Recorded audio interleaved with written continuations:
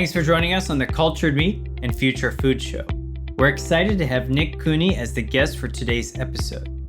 Nick Cooney founded and serves as the managing partner at Lever VC, an early-stage venture capital fund focused on alternative protein startups.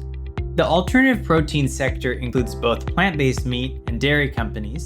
Nick's past investments in the space include companies such as Avant Meats, Miyoko's Kitchen, Sunfed Meats, and Good Catch Foods, as well as clean meat or cultivated meat companies. Nick's investment in this space include Memphis Meats, Aleph Farms, and Avant Meats. Through Lever VC and his prior fund, Nick has invested in several dozen alternative protein companies globally, with a combined net value of over $7 billion. I had a great and interesting conversation with Nick, and I'm excited to share it with everybody. Let's jump right in. Welcome to the Cultured Meat and Future Food Show. We're excited to have Nick Cooney on the episode today. Nick, welcome to the show. Thanks for having me on, Alex. Appreciate it. Nick, tell us a little bit about your background.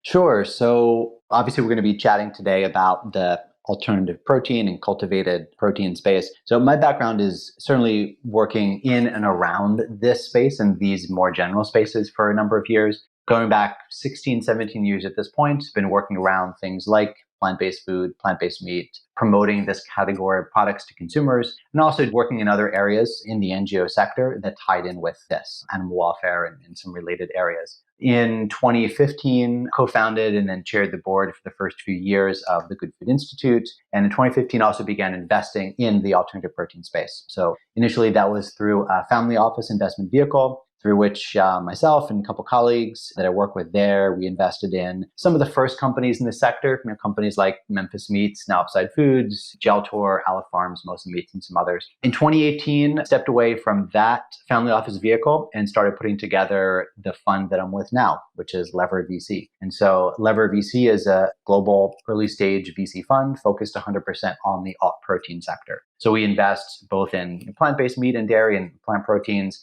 as well as all the types of companies on the higher tech side of alt protein. So cultivated meat companies and dairy companies, fermentation-derived animal protein companies, even we have one company in the portfolio producing animal protein recombinantly in plants, and then other technologies and similar to that tie into this sector. So we're a global fund. We've got portfolio companies in North America, Europe, Russia, Asia, Latin America, Middle East, and looking at companies globally in the sector. That's myself and my background. That's exciting, and I'm excited to dig a little bit deeper into that. And for those listeners that are tuning in, if you are familiar with GFI's work, go to gfi.org and definitely consider supporting their work. I want to ask you, Nick, when did you first decide, I think you said 15 or maybe 17 years ago, you started getting much more involved professionally. When did you decide to focus your efforts professionally on, that animal space? Yeah, so it would be by late college. So I'm 40 now. When I was 18, I read the book Animal Liberation by Peter Singer. And for me, it was the first time I'd ever seen or heard or learned about the industrial treatment of farm animals and other animals and the implications that has. And then after learning about that, certainly got exposed to all the other really harmful externalities of animal agriculture, the environment, health, et cetera, of course.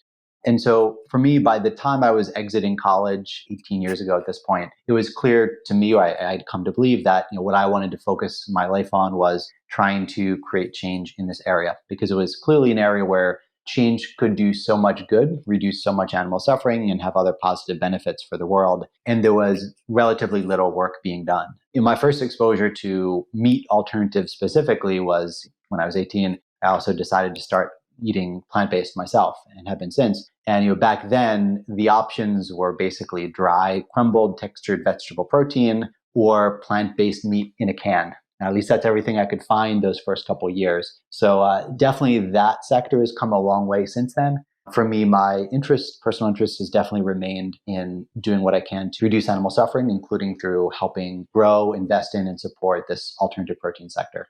What a long way we have come from protein in a can. And I'm really excited to if I was to set a theme for this discussion, it would really be to be future focused.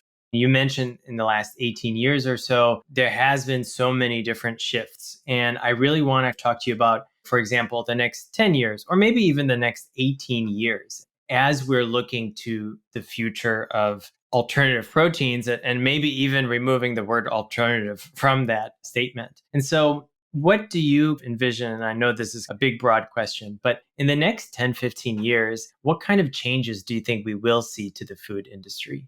Yeah, so I would share the view of probably a lot of your listeners that alternative protein in all of its forms, including plant-based and cell-cultivated and fermentation-derived and so on, is going to play an increasing role, an increasing part of that system and protein supply chain. In terms of how much of that change we'll see in the next 10 to 12 years, certainly we see a range of projections on how quickly that protein sector will grow. Some I would view as incredibly and unrealistically overly optimistic. And this would include some from advocacy organizations, but also some of the reports and projections we've seen from investment houses, places like UBS and Bank of America and so on. But I do think the sector is clearly going to keep growing quite significantly. I think these things take time because food is something that in most parts of the world, and certainly here in the US, people are generally fairly slow to change. They might try novel things here and there, but it generally shifts very slowly. And it also just takes time for new technologies to disseminate, for the price points to get where they need to be, for consumer awareness and then acceptance to increase. So I think that we've seen in the past 5, 7 years on the plant-based meat and dairy side, I think we'll see something similar in the next 5, 10, 15, 20 years on both the plant-based and also the higher tech protein side. Where do I think we'll be 10, 12 years from now? I certainly think that plant-based meat in particular and also plant-based dairy will be significantly larger percentages of the market than they are now. It'll be more widely distributed around the world, wider range of products, wider range of price points, just wider availability and convenience and so on. In my view, the biggest change we're going to see in the next 5 to 10 years is the addition of animal proteins produced without live animals, making their way into plant-based products and providing a lot better flavor, a lot better texture, functionality, even at fairly modest inclusion ratios that makes the price absorbable. And that improvement in those things, especially taste and flavor and texture and so on, that's going to really help fuel the growth of the category. So if you think of what did fast food look like vis-a-vis alternative protein 7 years ago? There was nothing there essentially whatsoever. Whereas today, most of the big fast food chains, or at least many of the big fast food chains, have plant-based meat. Part of that is increasing consumer interest, but I think more significantly than that, the biggest reason is there were finally 1 or 2 companies that developed products that were tasty enough to work in those markets and at the level that they've worked in. And I think that in the next 5 to 10 years, we're going to take, and we're starting to take that next significant step up in the quality of products, again, with these animal proteins being used as functional ingredients and produced without live animals in the supply chain. And so I think that's going to significantly widen the market for these products, both in the US and globally. So yeah, I think what does it look like 10, 12 years from now? Plant-based meat and dairy are significantly a higher percentage than they are right now. There's a lot of products that are primarily plant-based, but with animal proteins produced through one of these methods. And those things are all poised to continue to grow in the next 10, 20, 30 years for all of the macro trends and resource reasons and so forth that your listeners are pretty familiar with, I imagine. And when you're referring to, for example, adding cultivated meat or let's say cultivated fat to plant-based products, that would be kind of this hybrid approach that really more of us are talking about. Is that right? Exactly. So I would throw out specific company examples, which I'm sure you're familiar with and your listeners are. Perfect Day being the obvious example that's on the market now with their whey protein produced via fermentation, and that being used in a variety of applications now, from ice creams to cream cheese and so forth. But then indeed on the meat side, things exactly like fat, like Mission Barnes, for example, and they're using a small percentage of their cultivated pork fat in otherwise plant-based meat. I've had these products. Lever VC is an investor in Mission Barnes. I was out there about a month ago, was able to try some of their most recent products, which are meat products with cultivated pork fat added, things like sausage and meatballs. And it's just incredible. When I had Beyond Burger for the first time, or when I had Impossible Burger for the first time, those were distinct memories that when I had them, the feeling that, okay, wow, this is clearly much better than anything that's come before in the category. Having the products from Mission Barnes that are, again, mostly plant-based, small bit of cultivated pork fat, exactly the same experience. Wow, these are way better than anything that's come before. Much better than Impossible, better than Beyond, far more meat-like. this is just the next step up. And I think we're going to keep seeing those next steps up. And often that's, I think, in terms of flavor, but it can also be in terms of texture in certain areas. In categories like cheese, can be in terms of functionality, like how stretchy it is and so forth, getting casein proteins into otherwise plant-based cheese. So, right, things along those lines. I think the video is floating around the internet, but Mission Barns put out a really cool promo video with their partnership with Silva Sausage Co. So if we can find that, I'll link it in the show notes for the listeners.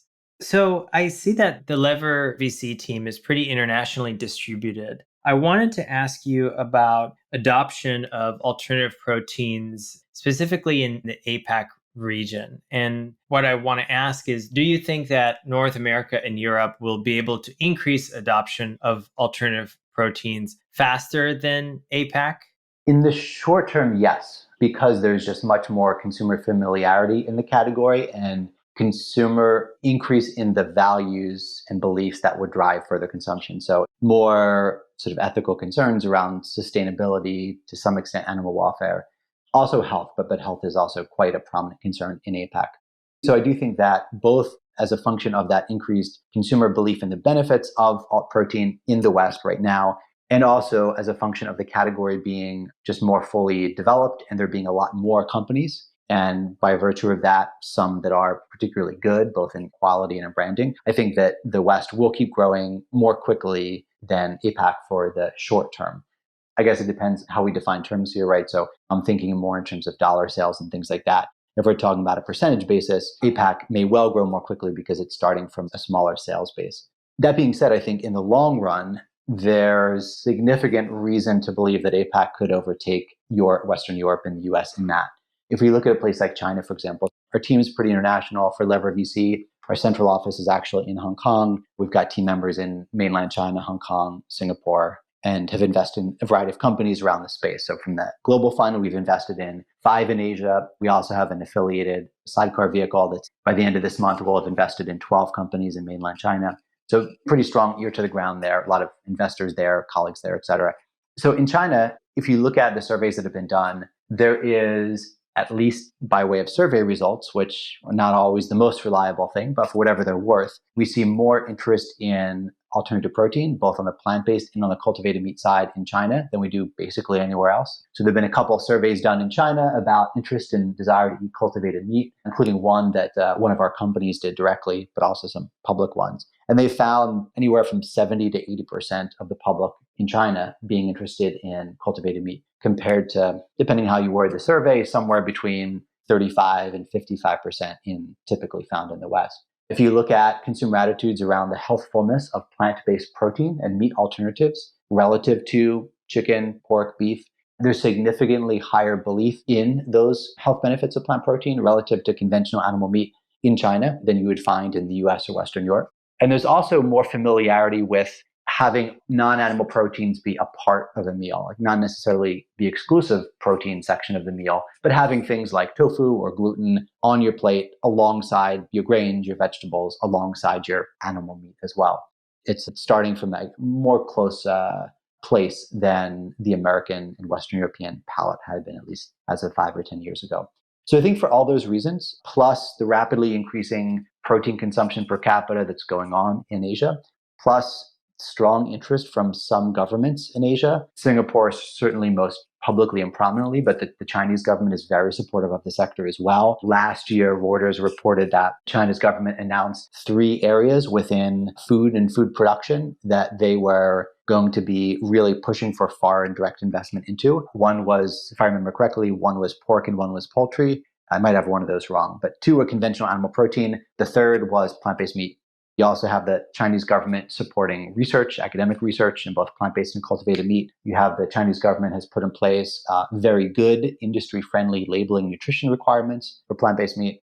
There's just a lot of government support for the benefits of this category, for nutrition, resource use and allocation, other reasons of food security, and other reasons as well. Long answer short, short term, indeed, Western Europe and North America will keep growing more quickly because of the number of companies, the quality of the products, the consumer familiarity with the benefits of these products.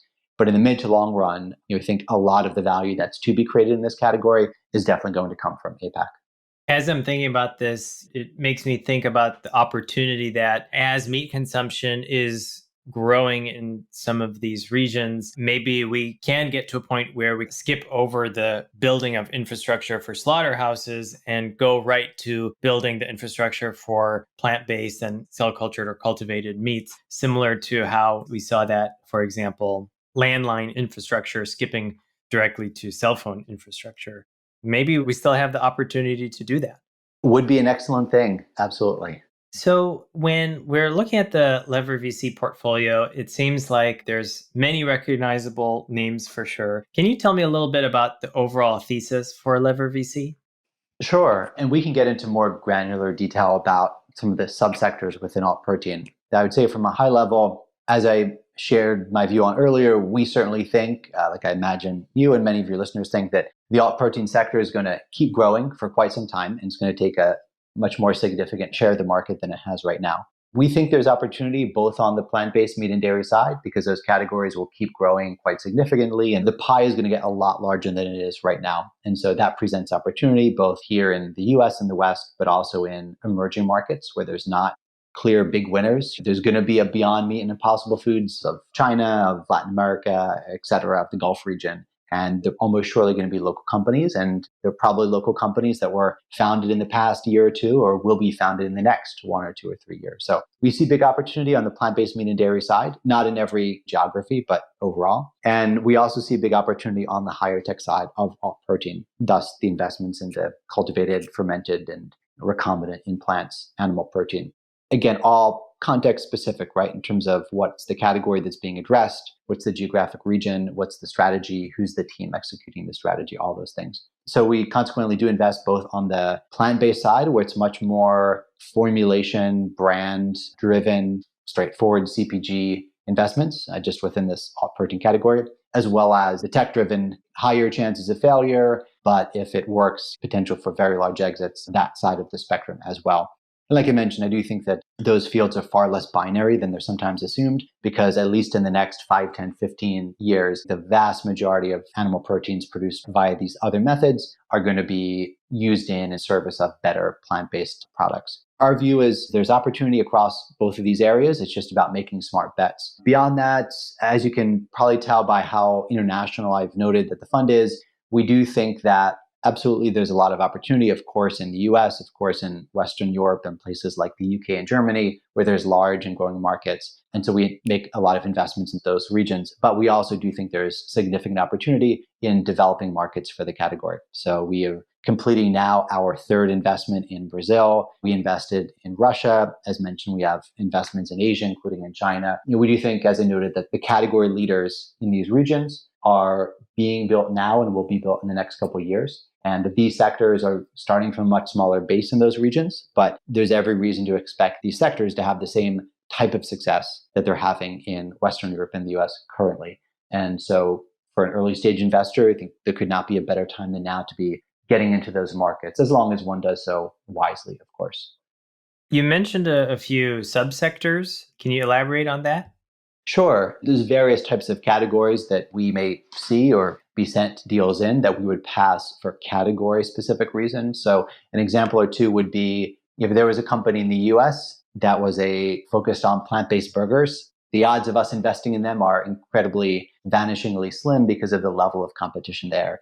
Even a plant-based fluid milk company in the US or some of the other more developed markets like in the UK or something, we'd be very hard pressed to invest just because of the level of competition that's already there. The other type of category that would lead us to not invest in a deal would be if the category is just not large enough. So we have seen some companies, primarily on the plant-based side, but you see some of these on the cultivated side as well, going after product categories that are just not that big. And so when you think about, say, a cell-cultivated company, the lifetime capex requirements, or on the plant-based side, the work that will need to grow into building a brand, et cetera. Even if the company were to succeed and take something like 0.5% market share from the incumbent conventional meat or dairy category, you'd still have maybe a successful lifestyle company that works out fine for the founders, but not one that's going to give meaningful, if any, returns for an investor. So the product category itself is not large enough. That would be another category-based reason for us to pass on the deal.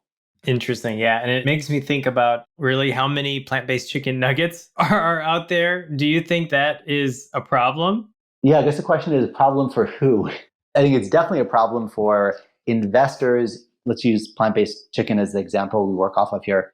If we're talking about the US, right, there's a whole bunch of companies trying to address plant-based chicken right now. You have the ones like Beyond and Impossible. You've got the more incumbents like Morningstar and Gardein. You have a bunch of startups, and then you have just a smattering of others. So is that going to be bad for some folks? So I think that for investors in the companies that are not great bets there, yes, they're going to lose money for sure. I think there's a lot of investors that have been getting into the space in the past 2 years or so that might not know the space super well. And in our view, I would say we've definitely seen an increase in the number of what we would regard as not great bets. And again, it's typically from more generalist investors that just don't know the sector well enough to make well-informed bets. So I think on the investor side, yes, some investors are going to feel the pain from that. I think there can be some downsides for the category in the number of companies because a lot of the products are not very good. That could turn consumers away. They might try it once or twice, think it's not good, and then just not go back again or anytime soon. Or you might have, say, a smaller food service chain try out one of these products, 1, 2, 3, 5-store restaurant chain, doesn't go very well. They pull it off the menu, and then they think the problem was plant-based meat generally, not the particular brand of plant-based meat that we were stocking. And again, folks that don't know the sector so well, I find that sometimes it's hard for their palate to predict what's going to work well with customers and what's not going to work well with customers. So I think that's a potential downside for the sector when you have a bunch of the entrants having a quality that's not very good. That being said, on the other hand, more competition for the category as a whole theoretically should result in ultimately a larger category and ultimately a better quality product for consumers at the end, just like when you have more intense competition in any sector of the economy. I think that's more theoretical than definitely going to be the case, but hopefully that will be the case. So hopefully the outcome of so many companies launching plant-based chicken lines or plant-based chicken startups being launched in the US, hopefully this results in a situation where 5, 7, 8 years from now, we've got products on shelf that are higher quality than they would have been without all that competition and at more points of sale than they would have been without all that competition. I think the gravestones along that pathway are just companies that go broke or can't get beyond a very small size and therefore have negative returns or wipeouts for investors in them. You make a lot of great points, and people do tend to generalize when they try plant-based foods. They might think, I don't necessarily like plant-based, but really it could have been that specific product that would be a problem. Fortunately, the Beyonds and Impossibles out there are doing us some good there. I wanted to ask you about your thoughts on portfolio companies or just maybe startups in general going the self-branded and CPG route versus being primarily an ingredient company. And maybe they're not mutually exclusive, but what are your thoughts on a brand going the CPG route versus acting as an ingredient supplier? We generally think it's a good thing. Not necessarily do that at the exclusion of having a B2B focus, but as a way to prove out the value of one's products or ingredients. We do have in the Lever VC portfolio, I would say probably 40% of the companies in there, or thereabouts, are ultimately B2B ingredients companies. Like long term, that's the strategy, that's the value that they have.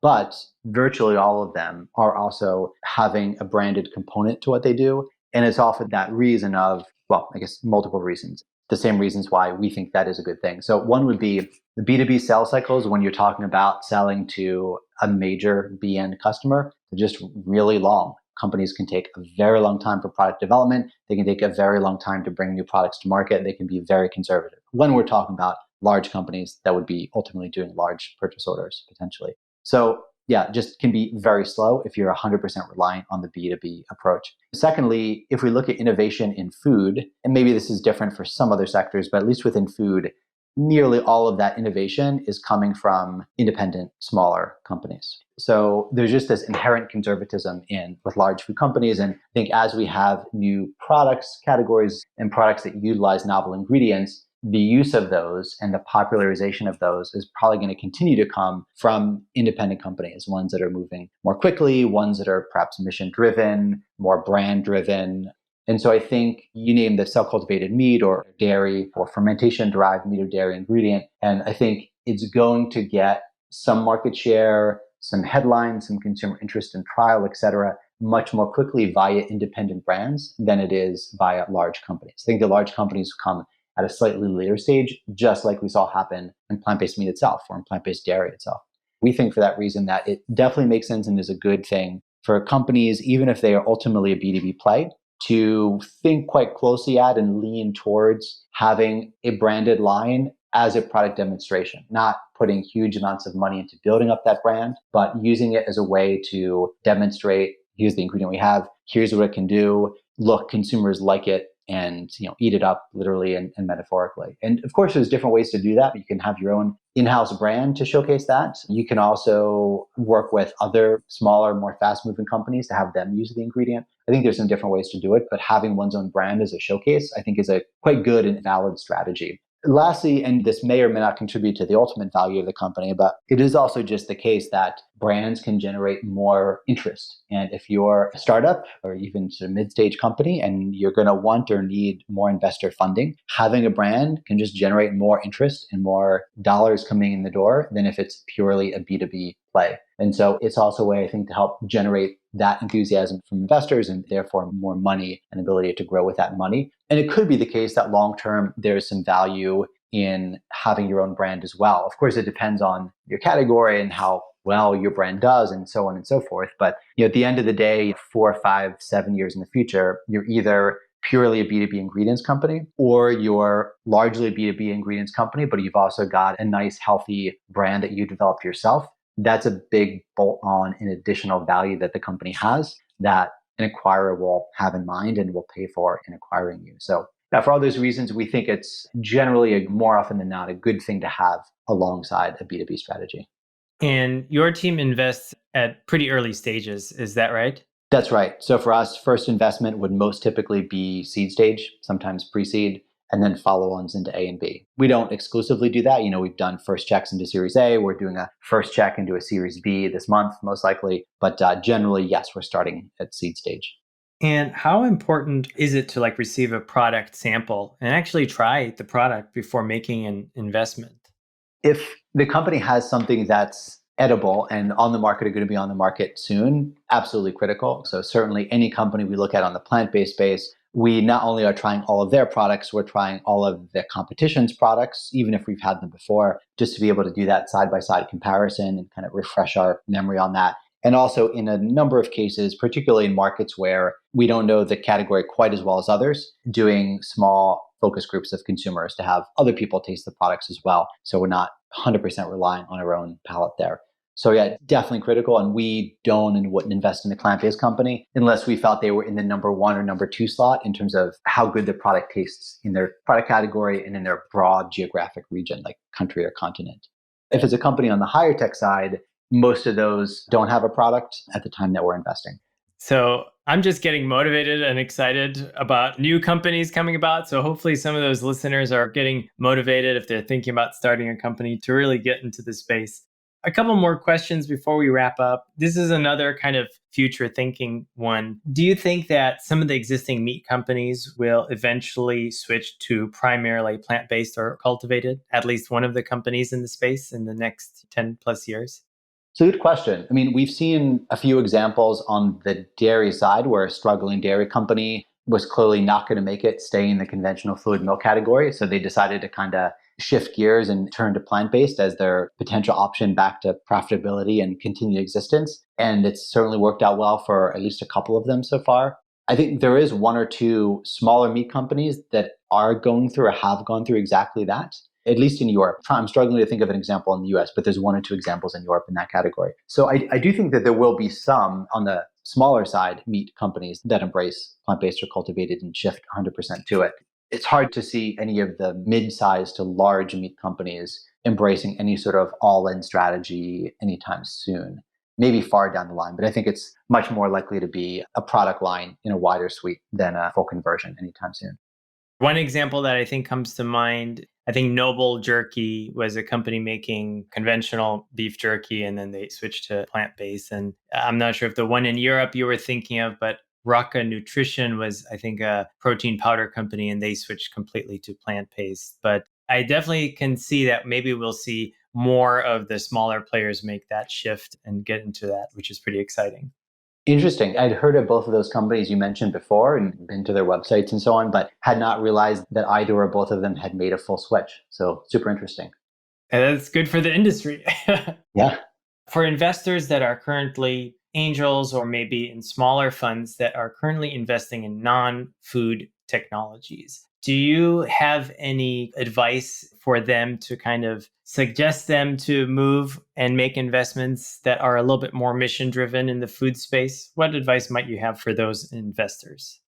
The biggest one would be to not be overconfident in one's ability to make a smart judgment if you don't have the amount of knowledge anyone needs to make a smart judgment. What I would view as bad investments that we see, I think that the most common reason for that is an investor that doesn't know the sector super well. There's a short number of companies that are sort of on their radar in the space, right? Maybe it's 5, 10, 15, 20, 30, small number. And within the given category, like let's say they're looking at cultivated meat, right? They may have heard of 3, 4, 5, 6 cultivated meat companies. They may have talked to 0 to 2, call it maybe 3. And then they talk to one and they get the pitch. Here's why we are special. Here's why we're different. Here's how we're better than everyone else. Here's like how we get to a low price point. And if one hasn't had the same conversation with 10, 15, 20 other cultivated meat companies, it can be very difficult to distinguish what's spin and reality and what's uniqueness and novelty and actual differentiation from what isn't any of those things. So I think it's just not having a wide enough frame of reference, having enough similar examples that one's looked at before to then be able to better assess a particular deal. And in that way, I think alt protein, including high-tech alt protein and food generally, is no different than any other category, right? That would be the same if you're investing in crypto, cannabis, medical devices, whatever it is. But I think there just can be that human overconfidence or just, I don't know, perhaps it's just lack of conscientiousness and diligence to really thoroughly understand something before making an investment. So I would say for an investor that hasn't done food before and is looking to seize there is opportunity in something like alt protein and wants to start making an investment better too, to have a bunch of conversations, chat with a bunch of companies instead of 1 or 2. And also certainly feel free to reach out to funds like ours and people like myself and others who do have the experience in working and investing in the space, just for insight to consider. You can learn more about Lever VC at www.levervc.com and more about Nick on LinkedIn. Nick, do you have any last insights for our listeners today? The only thing I'll add is, and this is picking up on a point that you made a bit earlier, Alex, if there's anyone listening that's been thinking about launching a company in the space, would definitely encourage them to keep thinking about doing that and work towards doing it. And if there are folks that are thinking about doing it, even if it's just at the initial iteration stage, even if it's, I think I would like to work in this space, I think I'd like to start a company, I'm not really sure what the best opportunities are or how to go about that, would definitely welcome and encourage any such folks to email us, email me. My email is nick@levervc.com. We've worked with a number of other entrepreneurs from the earliest of stages and helping them conceptualize like what are those white space opportunities in this space? How does one go about starting a company, finding investors? Can we help? How can we help? So we definitely welcome anyone who's even thinking about entrepreneurship to reach out, and if we can help, would love to help. Nick, thank you so much for joining us on the Future Food Show. Thank you, Alex, and thanks for doing the show in general. This is your host, Alex, and we look forward to seeing you on our next episode. This program was produced by H Media. We'll see you soon.